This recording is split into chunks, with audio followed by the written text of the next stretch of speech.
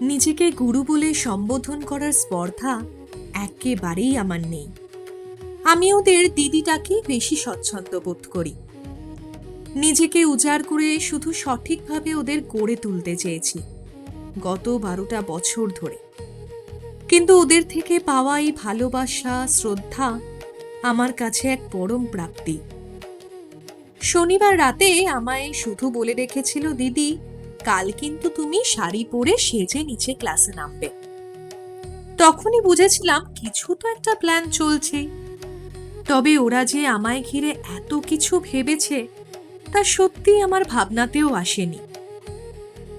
ভিডিওর শেষে একটা কথাই বলবো, তোরা এভাবেই থেকে যাস। দিদি সব সময় তোদের পাশে ছিল, আছে আর থাকবে।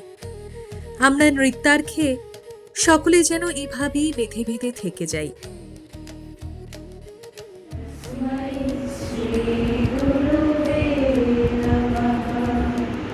तस्मै श्री